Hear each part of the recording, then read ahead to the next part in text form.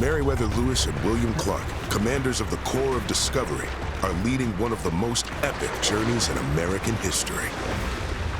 Guided by science and driven by courage, they've overcome countless dangers on their years-long quest to reach the shores of the Pacific Ocean.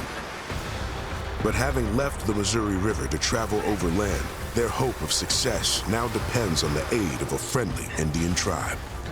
And after weeks of vainly seeking one, Lewis is on the verge of making contact at last. Oh, shit, hold up, you.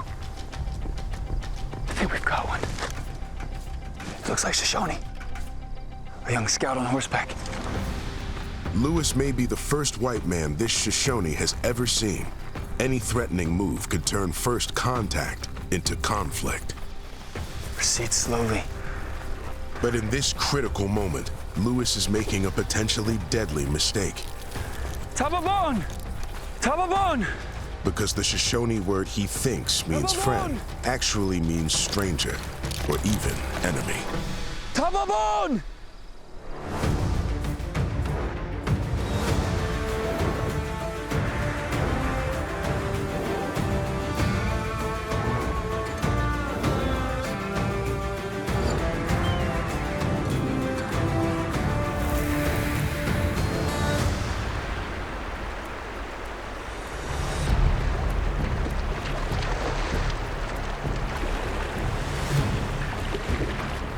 Looks like Whitecaps on the right up ahead. Let's hug that left bank.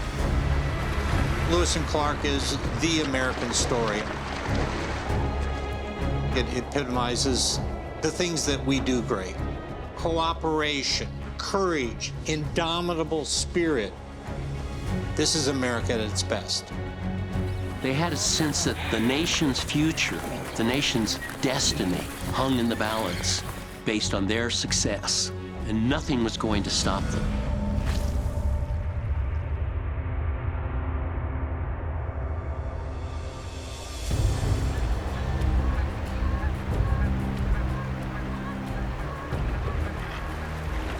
In April of 1805, Lewis and Clark's Corps of Discovery is starting the second year of its epic journey to the Pacific Ocean.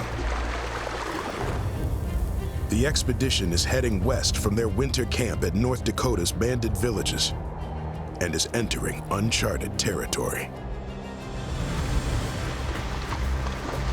When Lewis writes about leaving Fort Mandan, he compares himself to Columbus and Captain Cook. Lewis was quite aware that he was walking off the map of the known world, and he wrote heroically about this. We are now about to penetrate a country at least 2,000 miles in width, upon which the foot of civilized man has never trodden. The expedition includes 33 men from all walks of life and one remarkable woman. Sacagawea is a teenage Shoshone woman who will play a critical role in the expedition's success or failure, even as she carries her 2-month-old son on the epic journey. Her own history had been a tortured one, captured as a child, taken back to the East, sold as a child bride to a French fur trapper. Now she was going home, and she knew it, and she knew the way.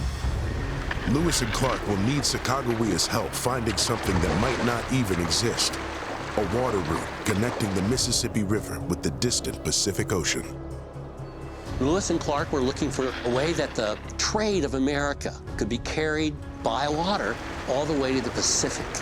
There's gotta be a river that takes you right out there to it.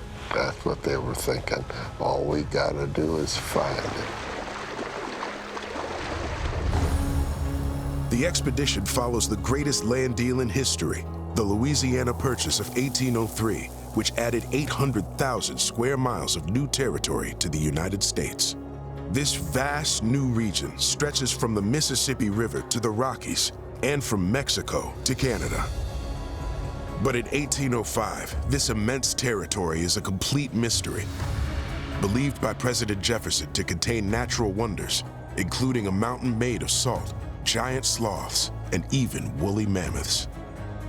When Jefferson begins planning for a Western expedition, he had already traveled to the Pacific in his mind. but he needed to have someone on the ground actually see that country. President Jefferson drafts his own personal secretary, Meriwether Lewis, to explore this new territory and record every discovery in minute detail. Jefferson drafts a letter of all of the things he wants Lewis to do while he's on this Western expedition. And Lewis realizes after reading that letter that somebody has to be in charge of the men and the boats, because there's no way he can do both. So he thinks back to his time in the military, and he remembers his acquaintance, William Clark. Clark handled most of the personnel issues. He was good with the men. He was more tolerant than Meriwether Lewis, less full of his own authority, but less burdened by the command than Lewis was. Lewis was the one who had to answer to Thomas Jefferson. Lewis was a real intellectual, smart as a whip, had an inquisitive mind. Clark was the adventurer. Clark was the real soldier, and they made a perfect team. And although Clark is technically a lieutenant in the U.S. Army, Captain Lewis insists he will be the expedition's co-captain, sharing command in every way. I think Captain Clark's got it from here. How would you gentlemen like to do a bit of exploring? Lead the way, Captain. Lewis and Clark have detailed orders and a mission of historic importance. But the essence of their task is perfectly simple. Let's get out there, you guys, find out what we just bought. We don't even know what we just spent all that money for. Go out there and find out.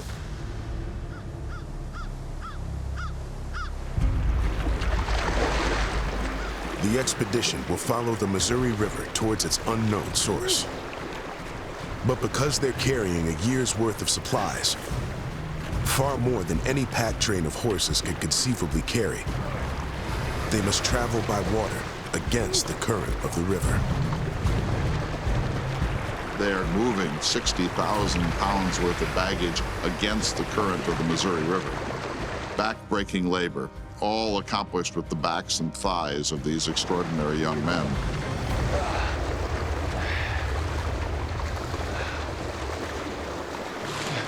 With all this snow melt, I suspect the going's only gonna get tougher before it gets easier. Might be so. Look at it this way, Meriwether. I'm getting the hard part out of the way. Come back downriver in the fall. Feel like a pleasure cruise. If we're back here this fall, You doubt we will be? the closer we get to those mountains, the less confident I am. The captains had been hoping to average 25 miles a day. But contrary winds and a relentless current have slowed their pace to barely 10 miles before stopping each night. Lewis said the sand was getting into absolutely everything, into their food, into their eyes. It was getting into all of their guns and equipment, and he fell nearly into despair. What if the wind never stops? And on June 3rd, a totally unforeseen obstacle threatens to slow the expedition even further, or worse, send it off course entirely.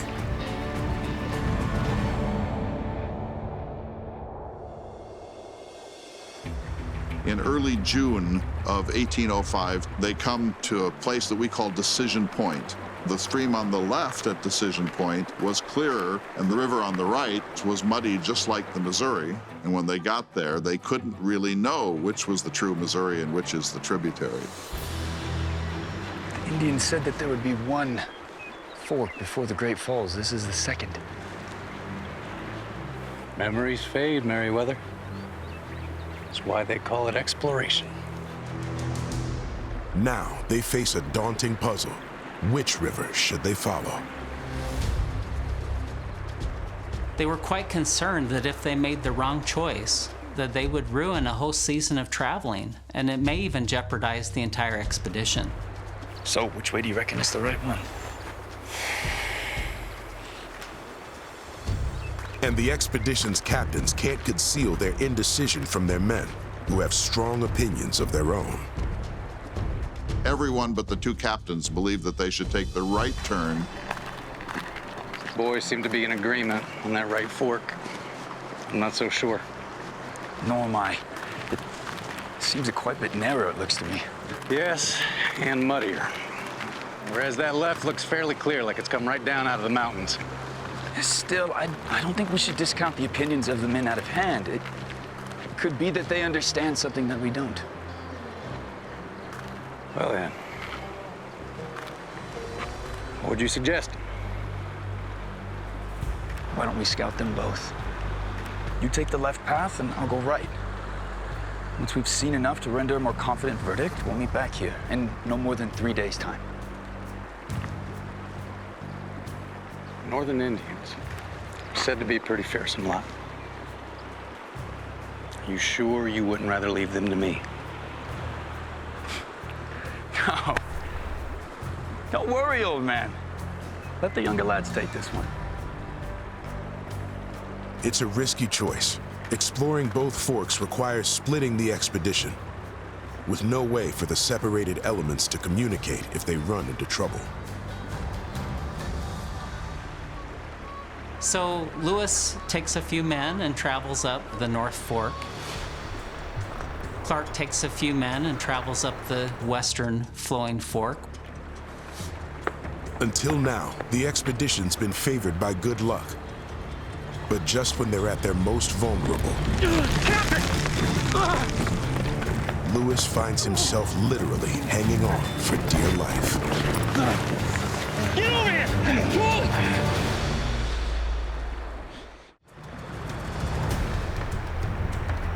While scouting the fork of an unidentified river, Meriwether Lewis is abruptly reminded just how dangerous the wilderness can be.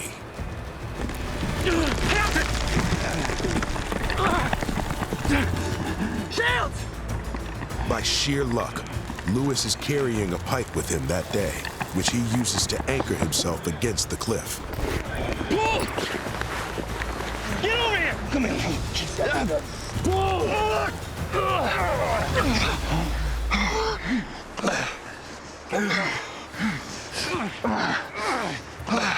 You okay, Capitan? Much obliged, gentlemen. That'll teach me to tempt fate, Hornet. I don't see how you can avoid it, Captain. We tempt fate every day.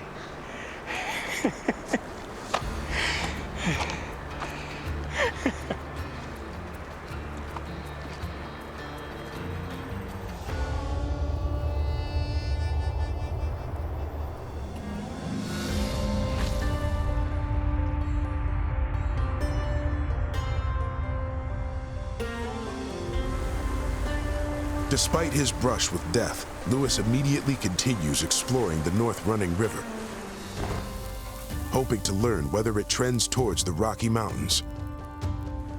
But with progress so far much slower than expected, time is of the essence. Lewis said, if we take the wrong one and we have to turn back in a few weeks, it's so late in the travel season that it might dishearten the men. And then he uses this key phrase, it might defeat the expedition altogether.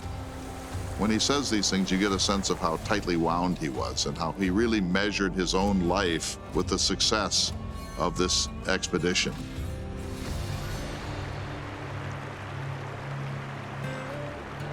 For Lewis, deciding which way to go depends on knowing where they actually are at any given moment.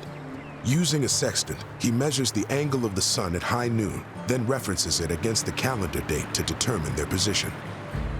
That gadget tell you where we are? It will in just a minute. Now, I have the precise angle of the sun. I will actually be able to pinpoint our precise latitude. Well, that sure is something, Captain. But can it tell you where to find a herd of buffalo? Now that's the tool we could really use, huh? Looks to me we're just south of the Canadian territory, about 40 miles or so.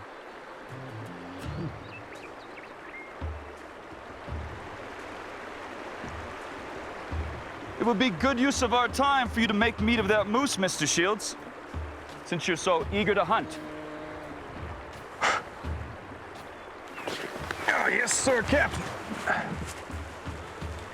Despite lacking GPS or even a map, Lewis and Clark are able to navigate with astonishing accuracy.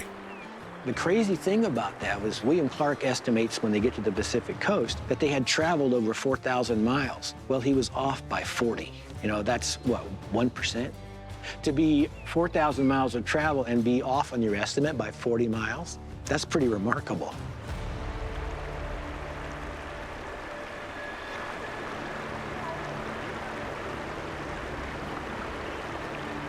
Yet even with their accurate surveys and methodical exploration, Lewis and Clark still aren't sure which fork of the river will lead them towards the Pacific.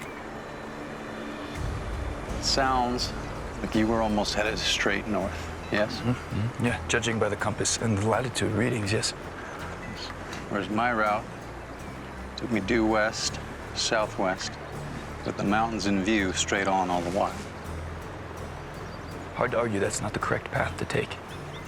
It's a decision that could ensure the expedition's success or its utter failure.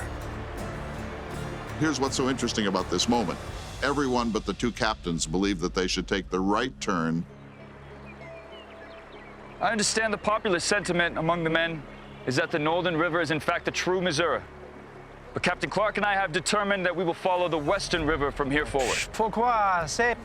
We believe this is the correct course based on its direction, its width, and its clarity. And we will proceed to follow it with all deliberate speed. Discipline among the ranks has been excellent so far.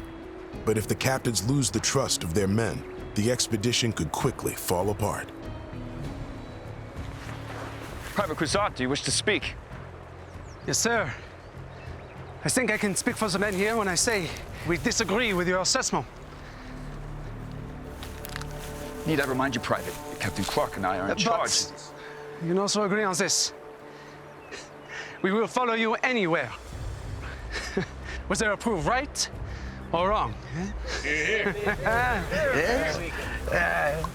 The men said that even though they doubted that Lewis and Clark had the right path, they would follow them no matter where they wanted to lead them, that they had that much respect and confidence for the two captains. This was one of the fundamental moments of the expedition, because after that, whenever there was any doubt about anything, the men could remember, back at the mouth of the Marias, the captains did it right.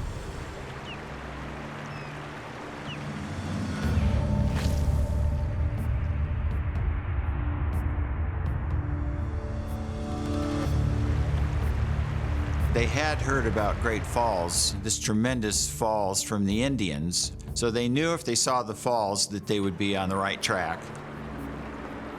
After naming the North Fork the Marias River after his cousin, Lewis sets out to find the Great Falls and confirm they're following the right course towards the Rockies. Be careful, Meriwether. Could be getting into Blackfoot country. You really should be taking more men and armaments with you. Lewis wanted to be the one that got first to the Great Falls of the Missouri and went on ahead with the fewest possible number of men so that he could be the first civilized man there. Don't worry, old friend. I'll make better time with a lighter footprint. I'll see you at the Great Falls, Captain. You will indeed.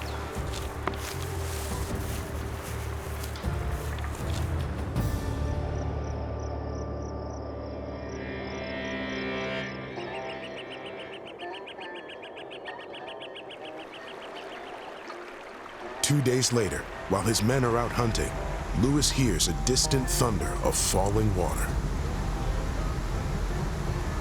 Lewis is overwhelmed with relief that they have made the right choice. He's overwhelmed by the beauty of this breathtaking scene before him. In his diary, Captain Lewis calls the Great Falls the grandest sight I ever beheld. But Lewis's happiness that they followed the correct river soon becomes concern, because getting the expedition over the falls will be the greatest challenge they've faced so far.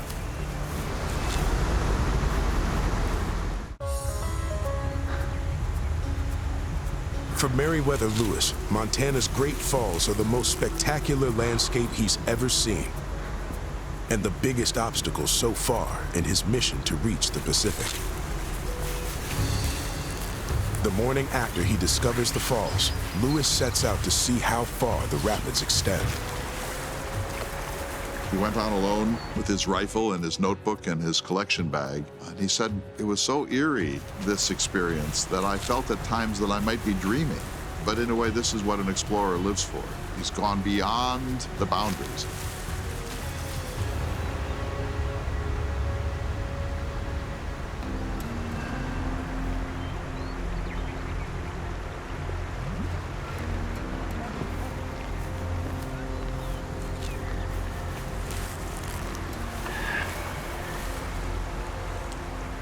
So what'd you find out, Captain? Well, not good news, I'm afraid. This is the first of 5 waterfalls heading upstream, and they're all connected by rapids. It'll be a good 15 miles before we can put back into the river. 15, you say? Maybe more.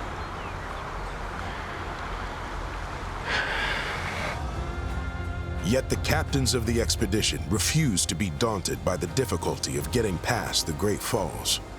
And if they can't travel by water over the falls, they'll do so over dry land. Keep pulling, men! You've got a goalie up ahead. Let's take it to the right, men! On June 22nd, the portage begins, with nearly every enlisted man pushing and pulling the first wagon over the prairie. The portage to get around Great Falls was a tremendous task. Keep pulling! They cut down cottonwood trees and they put round cottonwood wheels and axles on their boats, and they pulled up for miles across the prairies. But from the very start, the operation goes awry.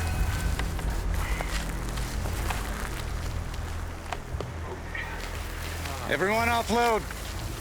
Looks like we got some work to do. And it was hard labor. The men were so exhausted, they would push for a little while and then they would give out and everyone would just lay down and rest until it was the next time to go. And then they would get up and they would do it again. Days turn into weeks as the men make repeated trips around the falls and back again. All the while, the Rocky Mountains loom on the western horizon, promising more difficult days ahead. To go 20 miles took them an entire month because they were moving all their supplies, and it was really difficult work.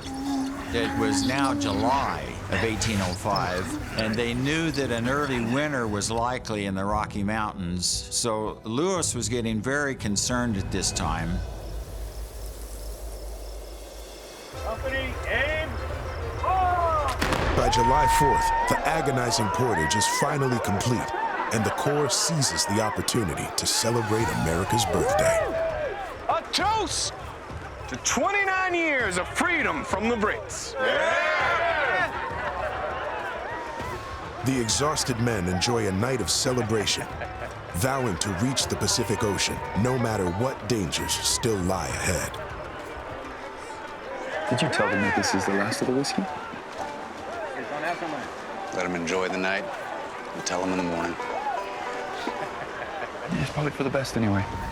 But after successfully portaging across the Great Falls, the expedition now faces a new challenge, the advancing calendar. They had hoped that they could get to the Pacific and maybe even start back in 1805. Now they were just hoping they could get to the Pacific Ocean before winter. They did not want to get trapped in the mountains because they would perish. And as they approach the headwaters of the Missouri, they'll soon be forced to travel over land until they cross the Continental Divide. And even as his men celebrate, Lewis knows their fate will depend on skill, nerve, and more than a little luck.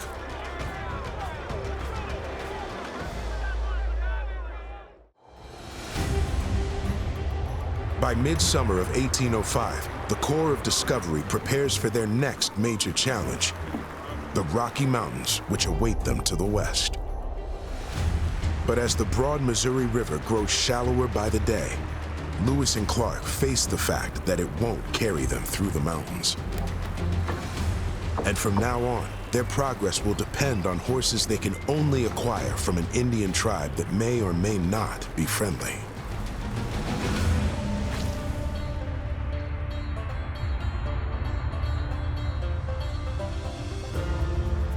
They were no longer on the Great Plains. They couldn't follow a river through the mountains, that they were going to have to find a new path.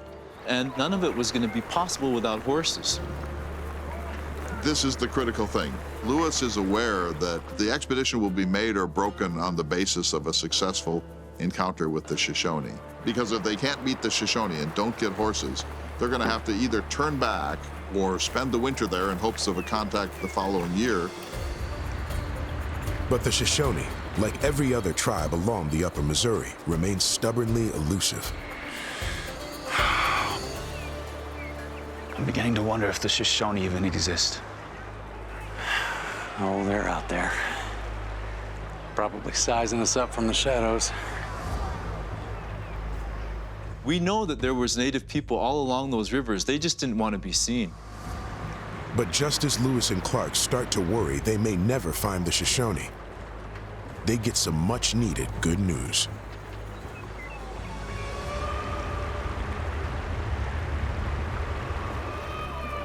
Il ne comprend pas. Shoshone says that this place looks familiar. She used to spend summers here as a child. Is that so?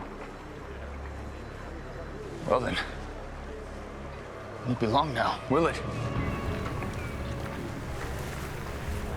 Yet despite reaching Shoshone territory, the tribe refuses to reveal itself to the expedition.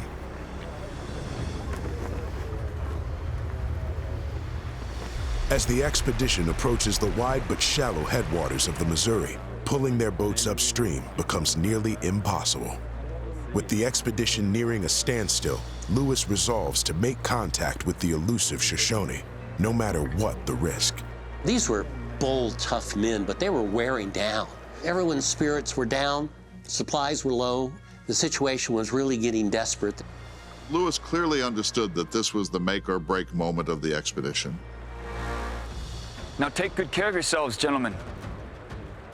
We still have a long way to go.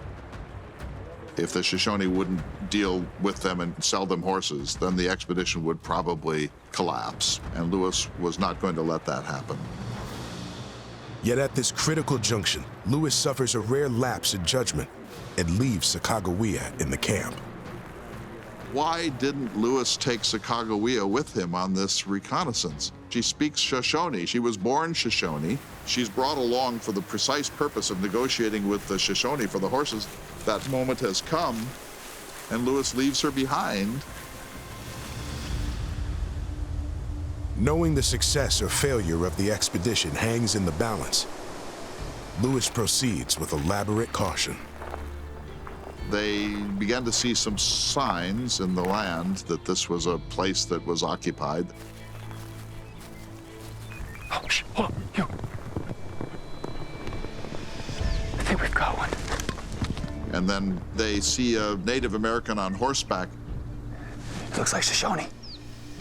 A young scout on horseback. Lewis approaches slowly, presenting as little threat as possible to the lone warrior. But one of his men still hasn't seen the Shoshone horsemen in the distance. What are they doing? Don't they see where we stopped?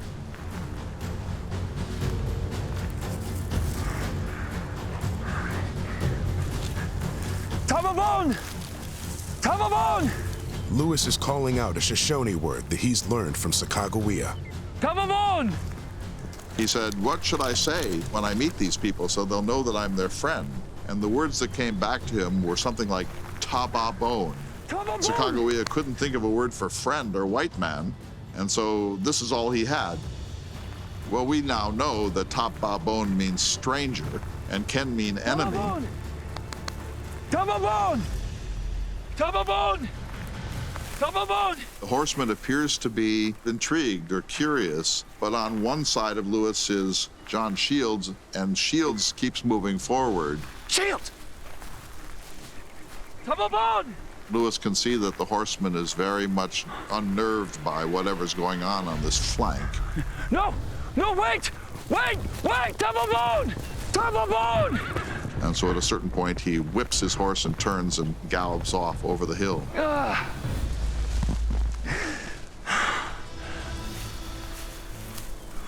Shields! Are you blind? It's a heartbreaking moment, but what follows soon after is even worse.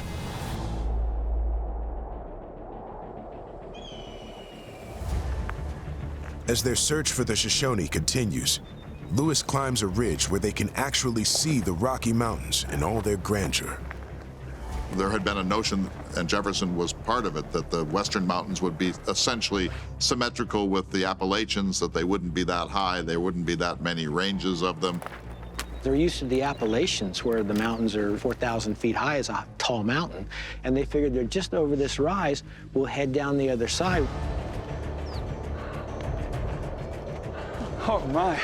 But they kept going up and going up and going up. He called them these tremendous mountains. And when they get to the top and they think they're going to see downslope, it's more mountains. A bit different from Kentucky, eh, Capitan? It certainly is, George. For better or worse, it certainly is. Now, for the first time, Lewis sees with his own eyes exactly how daunting the path ahead will be. You're getting into the mountains, like you're talking about places where you could have 12 feet, 15 feet of snow. It becomes like impassable. But if you decide to not go for it, then you're stuck for the whole winter until next May when it melts enough to get through. So you got like a window of opportunity, and it's just a bold move you got to make.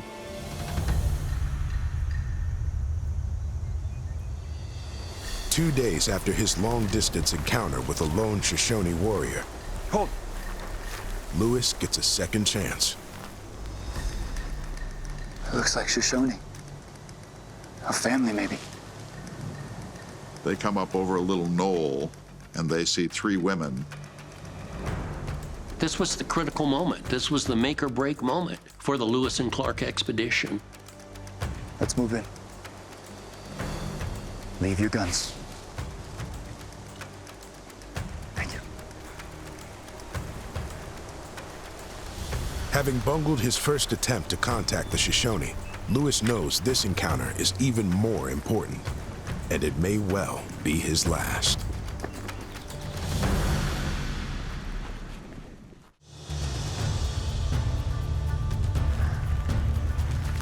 After 4 anxious months, the expedition of Lewis and Clark has finally contacted the Shoshone Indians. Lewis clearly understood that this was the critical encounter of the expedition. They had to have horses to get their baggage across the Rocky Mountains. Now Meriwether Lewis gets to say the thing that every explorer longs to say: take me to your people, through sign language. And so off they go, these 4 white men and these 3 Shoshone women, and they're moving off towards whatever Shoshone camp is nearby. Lewis must now establish trust with the tribe, who have had almost no contact with white men before. Up over a ridge comes mounted Shoshone warriors, Lewis said armed from head to foot, and they're galloping right at this little party of 3 natives and 4 white men. This is the climax of the first great year of travel, 1805.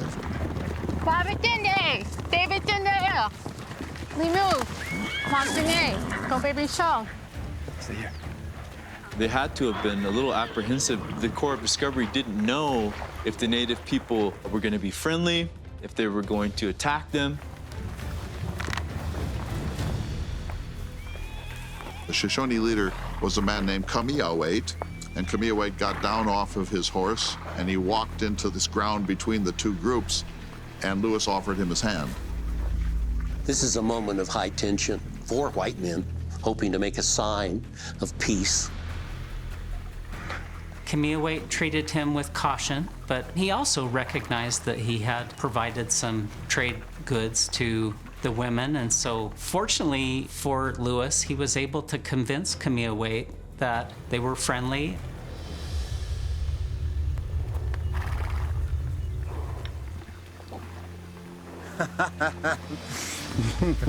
Aye. Aye. Lewis said he snugged me up tight against him, and he repeated the following words, "Ahai, ahai," which Lewis said he later learned mean, "I am much pleased." And Lewis said the tension was broken with this. What the expedition discovered when they were effusively hugged by the Shoshone people is that once you've entered into their circle, now you're part of their family. I present this to you as an emblem of peace. It is a symbol of the bond of union between us. And so indeed, communication was opened up, gestures of friendship were made, and this moment of incredible danger passed, at least for the time being.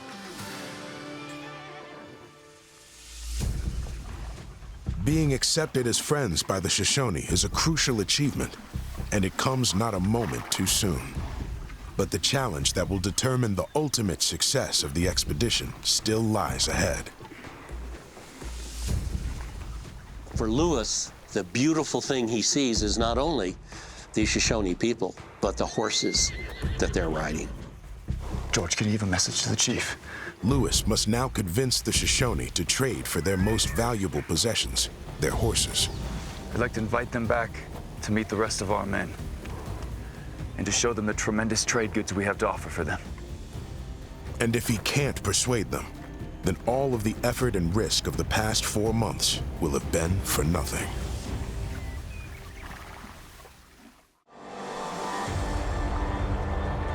By mid-August, William Clark's flotilla is fast approaching waters too shallow to navigate. Just a few more days of this, boys. You'll be the first men to conquer all of the mighty Missouri. It's been a week since Meriwether Lewis set out to find horses they need to replace the boats. And if Lewis doesn't return with horses in tow, the expedition will grind to a halt.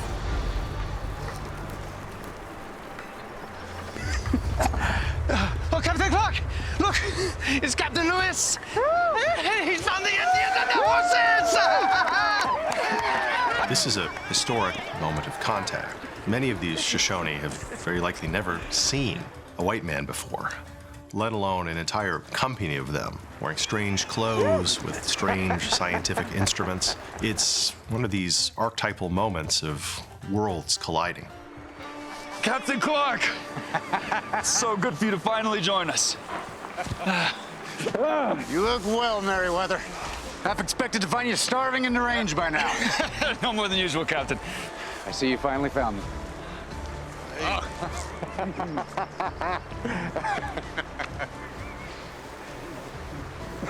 Quite the affectionate lot, aren't they? Indeed.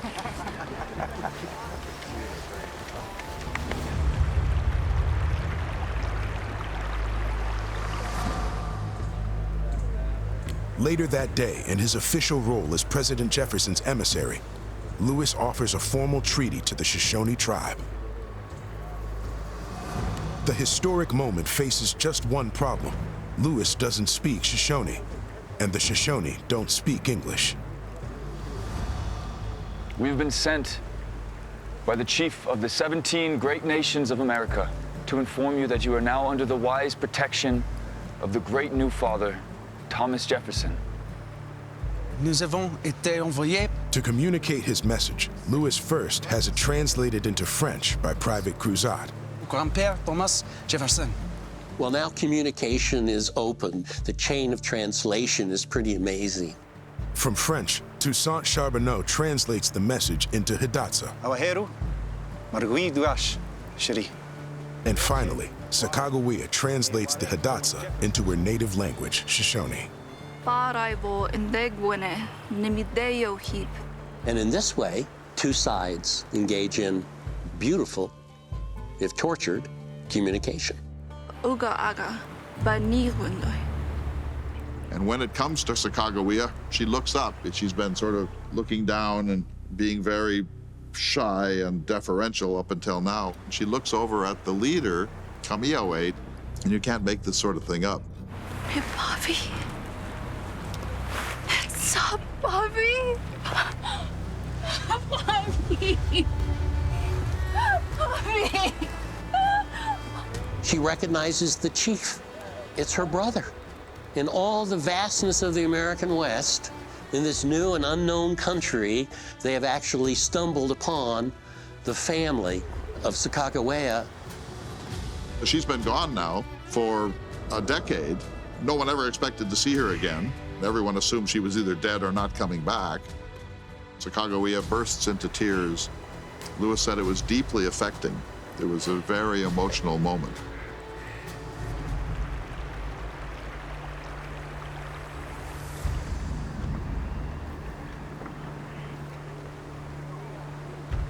I've had this jacket since the Whiskey Rebellion.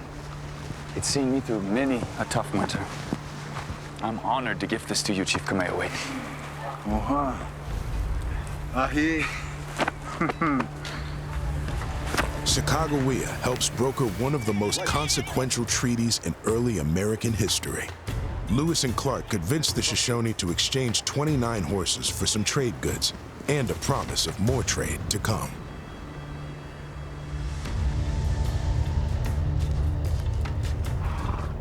Having overcome one of the greatest obstacles of their epic 2-year journey, Lewis and Clark lead the Corps of Discovery, now traveling on horseback over the Continental Divide. Lying an unknown distance ahead are the shores of the Pacific Ocean, the final objective of their extraordinary adventure. As they went across the Rocky Mountains, they had very little idea what to expect. They knew a few things from talking to the Indians, but much of it was really unknown. But nothing was going to stop them. Not the river, not the rapids, not the waterfalls, not the towering mountains, not native resistance. Nothing was going to stop them from reaching their goal.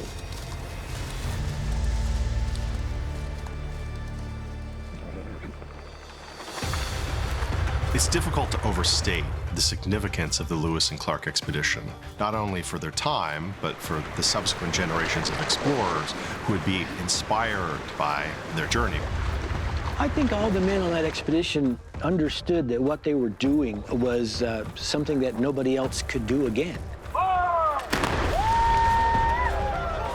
Throughout all of the difficulties and dangers, through all the obstacles, they were able to succeed where others had failed. Keep pulling, men! And this perseverance just kept coming forward because we want to get back to share our story. We want the people of America to know what we have accomplished here.